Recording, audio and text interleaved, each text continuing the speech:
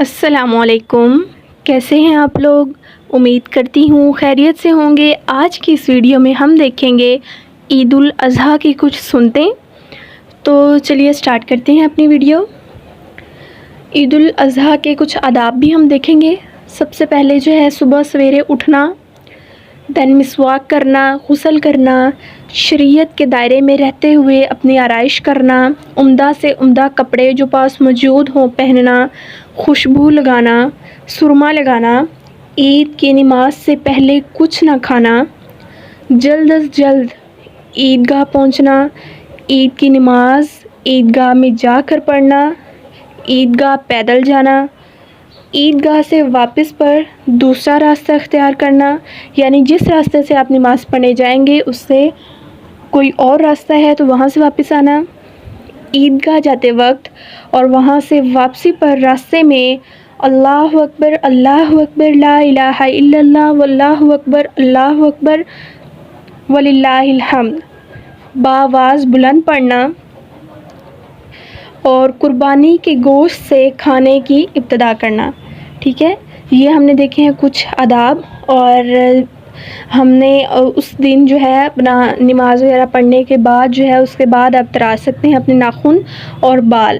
جیسے ہی اپنے ناخن اور جو بال ہیں اپنے ذی الحجہ کا چاند نظر آنے سے پہلے تراش لیں، کیونکہ ذی الحجہ کا چاند نظر آنے کے بعد قربانی تک ناخن اور بال نہ تراشنا مسنون بھی ہے اور مستحب بھی ہے۔ ٹھیک ہے، اس کے بعد اب ہم دیکھیں گے قربانی کا جو مسنون طریقہ ہے۔ سب سے پہلے جو قربانی کا وقت ہے، جن بستیوں یا شہروں میں نماز جمعہ عیدین جائز ہیں وہاں نماز عید سے پہلے قربانی جائز نہیں۔ اگر کسی نے نماز عید سے پہلے قربانی کر دی تو اس پر دوبارہ قربانی لازم ہے۔ البتہ چھوٹے گاؤں جہاں جمعہ عیدین کی نمازیں نہیں ہوتی، یہ لوگ 10ویں تاریخ کی صبح صادق کے بعد قربانی کر سکتے ہیں۔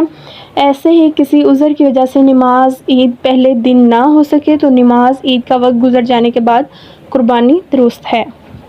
قربانی کے جانور بکرا، دمبا، بھیڑ ایک ہی شخص کی طرف سے قربانی کیا جا سکتا ہے۔ گائے، بیل، بھینس اور اونٹ 7 آدمیوں کی طرف سے ایک کافی ہے، بشرطے کہ سب کی نیت ثواب کی ہو، کسی کی نیت محض گوشت کھانے کی نہ ہو۔ اور قربانی کے کچھ آداب ہیں، وہ یہ ہیں: قربانی کے جانور کو چند روز پہلے سے پالنا افضل ہے۔ قربانی کے جانور کا دودھ نکالنا یا اس کے بال کاٹنا جائز نہیں۔ اگر کسی نے ایسا کر لیا تو دودھ اور بال یا ان کی قیمت کا صدقہ واجب ہے۔ قربانی سے پہلے چھری کو خوب تیز کر لیں اور ایک جانور کو دوسرے جانور کے سامنے ذبح نہ کریں، اور 1 بجے کے بعد کھال اتارنے اور گوشت کے ٹکڑے کرنے میں جلدی نہ کریں جب تک پوری طرح جانور ٹھنڈا نہ ہو جائے۔ ٹھیک ہے، اس کے بعد ہم دیکھیں گے قربانی کے کچھ آداب جو ہیں۔ اپنی قربانی کو خود اپنے ہاتھ سے ذبح کرنا افضل ہے۔